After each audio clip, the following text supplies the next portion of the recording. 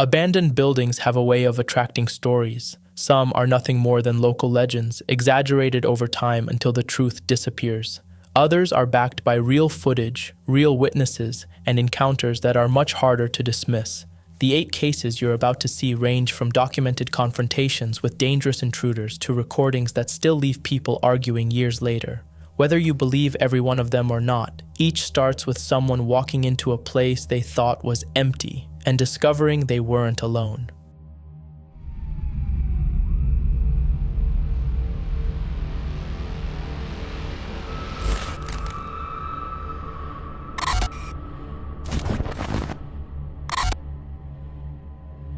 When Tim Saver accepted a night security job at an abandoned warehouse, he expected long, quiet shifts and an easy paycheck.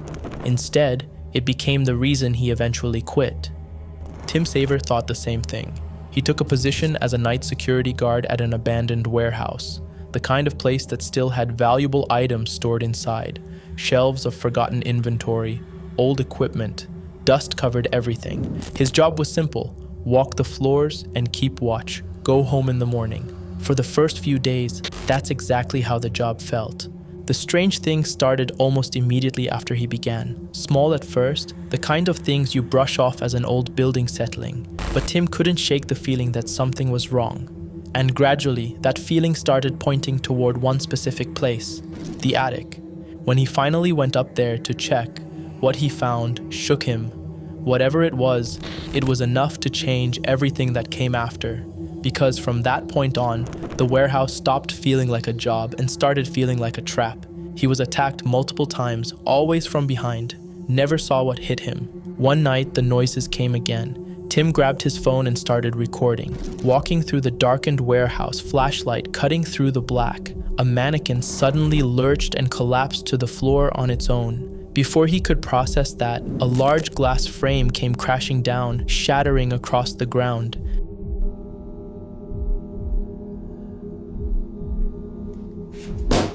Shit.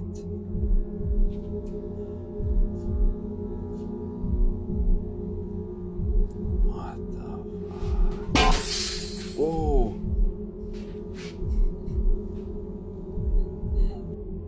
Everything went quiet. A few seconds later, he heard crying. A woman's voice somewhere in the dark, followed by something rougher, a raspy, inhuman sound that didn't belong to anyone who should have been there. Who's there?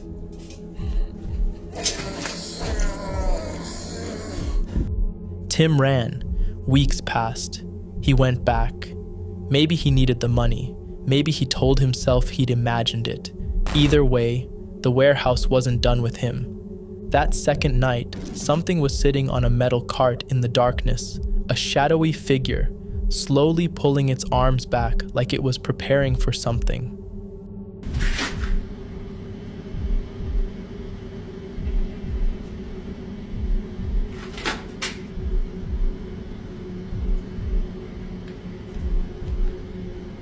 Hello?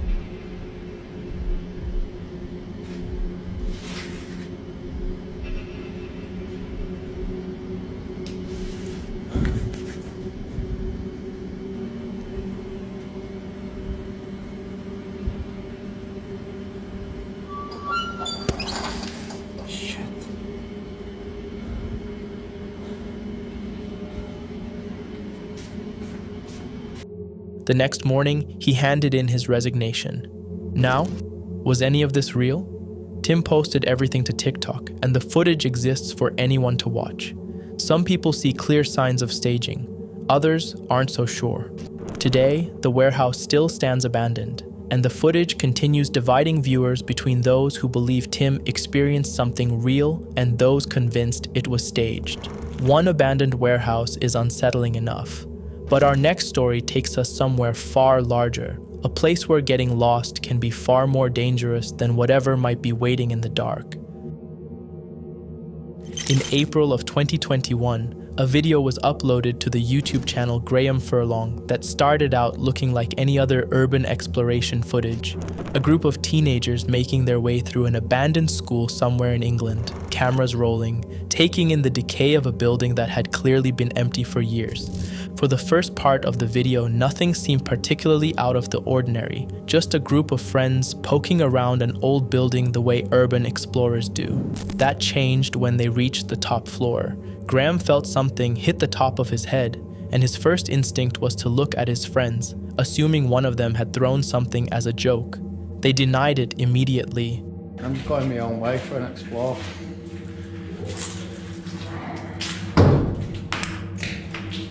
What are you doing? Oi! What? What are you doing? Nothing. We thought that was you. Mate! What? What did you do that for? What? That rock just coming there hitting me on the You head. chat so much. I swear down. We didn't throw anything. I swear down. We didn't throw anything. And before anyone could work out what had actually happened, shouting started coming from the other side of the building, a group of people claiming to be police. Graham and his friends quickly worked out that whoever was over there, they weren't police officers, but what they couldn't figure out was who these people actually were or why they had thrown a rock at someone's head. They decided to go and confront them directly. What followed was a tense and aggressive exchange, the other group demanding to know where Graham and his friends were from, refusing to answer any questions themselves, and making it clear they had no intention of letting the situation stay calm. Where'd you go? What? Where'd you go? You're not police. Where are you from? You're not even police. Where are you from? Only at night. Graham's group made the decision to walk away rather than let things escalate further, moving down to the lower floors of the building to put some distance between themselves and whoever these people were. It didn't work.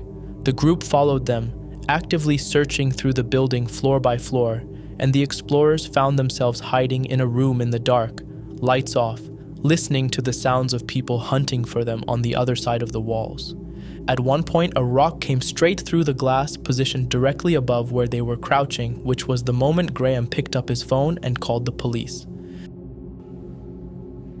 Yeah, they're gonna throw something. Told ya. Yeah, they're coming back.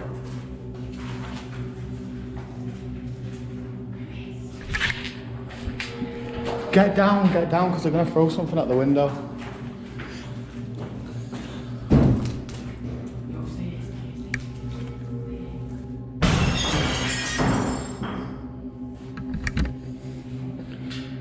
The video cuts off before any resolution is shown, and whether the attackers were ever identified or arrested remains unknown. Based on everything that happened inside that building that night, their intentions were almost certainly not good. There's a particular kind of dread that comes with a warning you choose to ignore. Santiago Sanchez is a real estate agent with a YouTube channel. His whole thing, filming semi-abandoned properties, documenting them, helping sellers find buyers. It works. He's moved most of the houses he's filmed. But there's one he hasn't, and probably never will. The family who owned it didn't list it through the normal process. They reached out to Santiago weeks after leaving, because they'd left in the middle of the night. No moving trucks, no planning, just gone. Months of something they couldn't explain had pushed them out of their own home, and they just ran. Santiago showed up anyway, camera in hand. The owner had warned him not to go inside. He went inside. The smell hit him the moment he crossed the threshold. Sharp, rotting, spreading through every room like the house itself was decaying from the inside. In the kitchen, the sink was completely overtaken by ants. The previous family had mentioned sudden insect infestations, flies, crawling things, which made no sense. The house was relatively new. There was no reason for any of it. Eventually, he reached a bedroom with a hidden closet. The family had kept it shut. Always. They said they felt something in that specific spot. Moving deeper through the house, the scratches started appearing on the walls, long dragging marks, like something had clawed its way across every surface, not in one room, throughout the entire house, unnatural, deliberate looking, and then the noises started. Something was inside that house with him. He couldn't see it, but he could feel it. The way you feel eyes on the back of your neck in a room you thought was empty. Santiago left shaken. He uploaded the footage on June 15th, 2015. It spread, People watched, debated, theorized.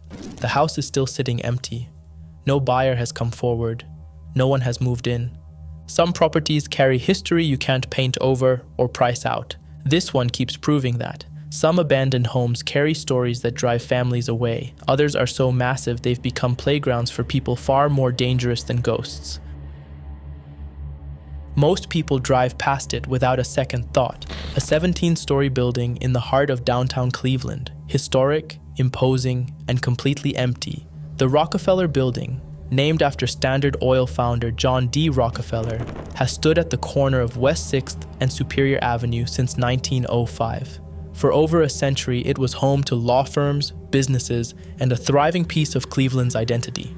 Then the deals fell apart, the tenants left, and the building just stopped. Scrappers found their way in and stripped copper wiring from the walls. Vandals sprayed graffiti across the marble interiors. In one hallway, bullet holes marked the plaster.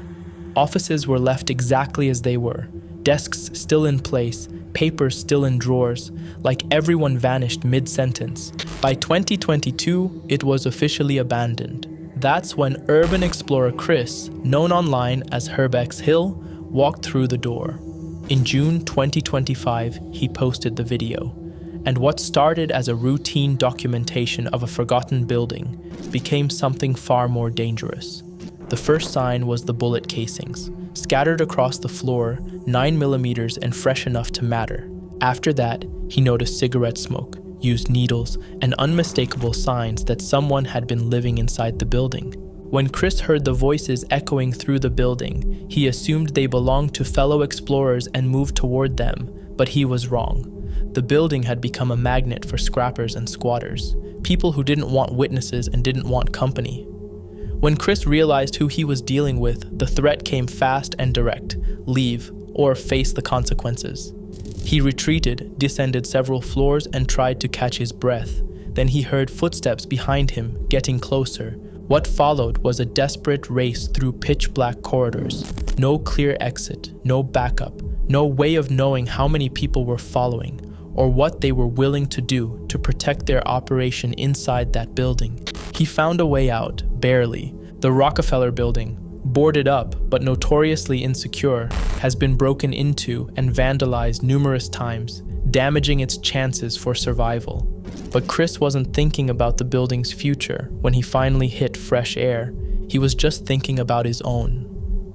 Before we move on, if you're enjoying the video, take a second to subscribe.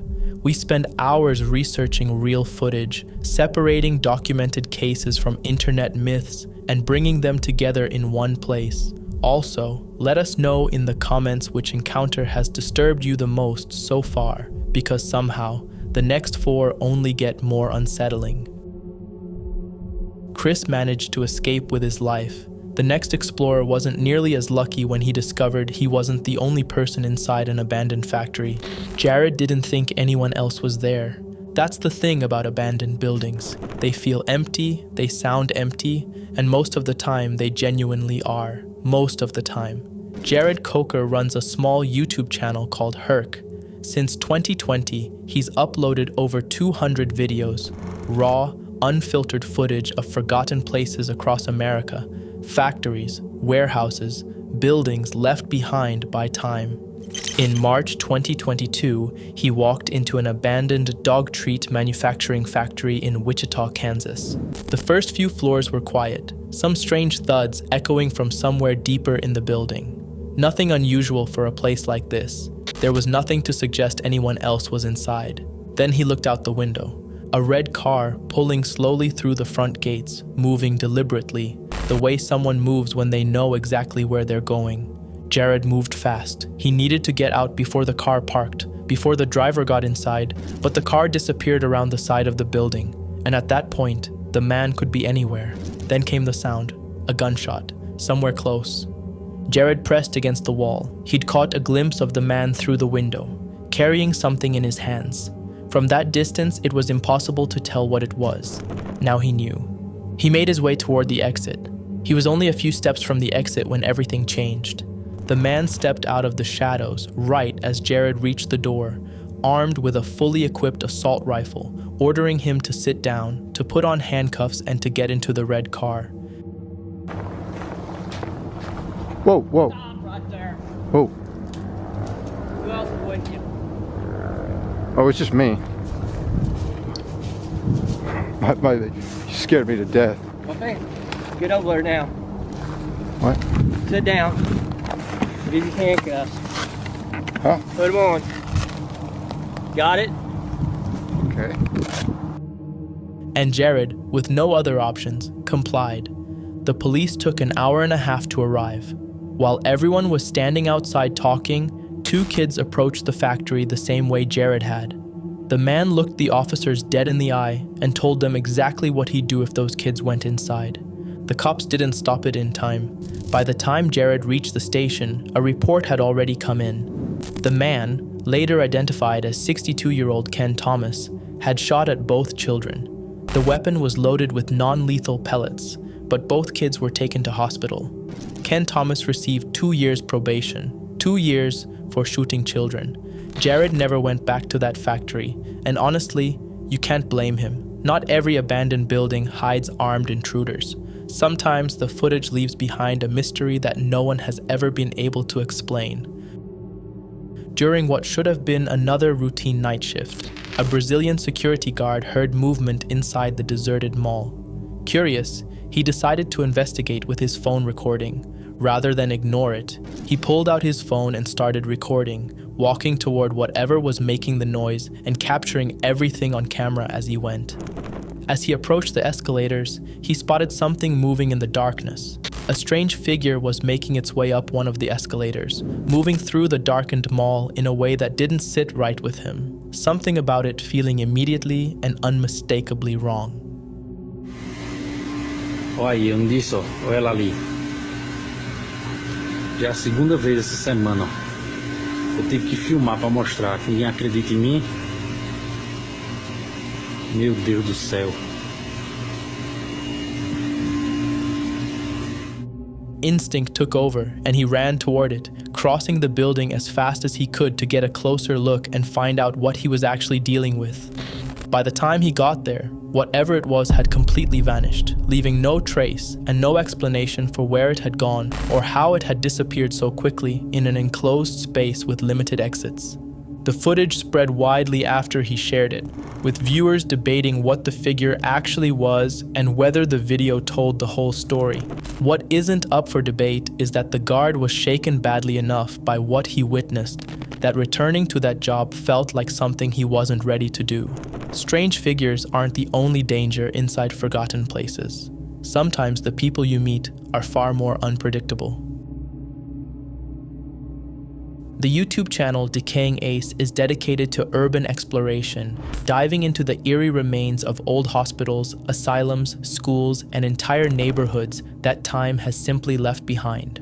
On February 12th, 2023, the team ventured into Elderwood Avenue, a once notorious neighborhood in Cleveland that had long been known for criminal activity, widespread violence, and a heavy death toll. Where are we today, boys? We are in East Cleveland. The most dangerous abandoned neighborhood in Cleveland. Damn. Yeah, this is some zombie apocalypse stuff right here. By the time they arrived, it had become a ghost town, but that didn't mean it felt safe. From the moment they stepped inside the abandoned buildings, they were on edge, fully aware that places like this attract squatters and occasionally hide booby traps left by people who don't want company. The deeper they pushed, the worse it got. Buildings collapsing in on themselves, rotting debris covering every surface, strange smells hanging in the air, and at one point, what looked unsettlingly like a body bag turned out to be something far more ordinary. I thought it was a body bag for a second. Oh yeah, I can see why you would think that. The structures were so far gone that simply moving through them carried real risk, and at one point one of the explorers nearly stepped straight through a massive hole in the floorboards, catching himself at the last second with nothing but a teammate's flashlight beam to thank for it. Then, stepping out of one of the buildings, they ran into someone, a man who turned out to be a former gang leader from the area, someone who had lived through everything this neighborhood had been at its worst. He was calm, didn't try to intimidate them, and instead of making things harder, he did something unexpected. He warned them. He told them about the deaths that had happened in those streets, about the dangerous people who still moved through the buildings, and urged them to be careful and get out quickly. Like all these buildings, they were like squatters. Some lords, when they last landed, somebody got killed, two people got killed in the building. And the fiends, they need somewhere to stay. So police, they can stay in these spots, and they can do their address report. Wow, jeez. Come on, once something like that happens, they close the building down, but let the fiends stay there, so they have an address report, be a witness for murder. Oh, man, so many people like this right here. This right here. Yeah. So we. Over $5, couple bucks. Yeah. So we probably shouldn't stay here too long. No, it ain't shit no more. Oh, okay. Yeah. All You right. only do that be down here. All right. But dude, In a place like Elderwood Avenue, running into the right person at the right moment can make all the difference. And that encounter might have been the thing that kept the day from going somewhere much darker. The last location on our list combines both possibilities: a building with a long history, unexplained reports, and a night that neither visitor ever forgot. The security guard at Tri-City Hospital had spent enough nights inside the abandoned building to think he'd seen everything. Then one night, something happened that changed even his opinion of the place. The Tri-City Hospital was built in the 1950s, served its community for decades. Then came the financial collapse, the malpractice allegations, and eventually, closure. By the early 2000s, the building was empty, left to rot, left to whatever decided to move in after the patients and doctors were gone. That's where Ricky showed up. Camera rolling, ghost hunting equipment in hand, his YouTube channel, Paranormal Adventures, is built on exactly this kind of exploration. Haunted places, abandoned places, the kind of locations most people drive past without slowing down. In May 2022, he and the hospital security guard entered through the basement just after dark. Footprints of a small barefoot child appearing from nowhere, leading through puddles, then simply stopping. No cameras caught anyone entering. No explanation was ever found. Footprints of a little girl, barefoot, and they just lead out of puddles and pools of water, just leading away from, I don't even know. They would just stop unexplainably. There would be nothing on the cameras, nothing like that. A previous guard had quit entirely because of it, said the little girl used to follow him, roll things toward him in the dark hallways, like she wanted to play. He didn't stay long enough to find out. Ricky pushed deeper. The equipment started reacting, energy readings spiking in empty corridors. Then they found the blood on the floor and on the walls. Not stage props, not fake. It had coagulated, turned brown. The kind of thing that gets reported to the police. The kind of thing that doesn't have a clean answer. While searching another corridor, both men suddenly stopped when they heard what sounded like a baby crying echoing through a building with no living soul inside. I don't come in here. I have my dog and my gun. What the? That's why I have my gun, man. They searched every room. Then the doors started, slamming shut. On their own, one swung closed right in front of them.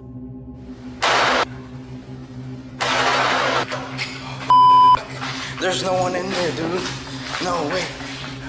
And when they opened it, the room behind it was completely empty. Ricky left that night trembling. He came to Tri-City looking for evidence. He found something. He's just not sure what to call it. Those were 8 of the most disturbing abandoned building encounters ever caught on camera. Which case do you think had the most believable explanation? And which one left you with more questions than answers? Let us know in the comments below. If you enjoyed this video, don't forget to like, subscribe, and turn on notifications so you never miss our next upload. Thanks for watching, and we'll see you in the next one.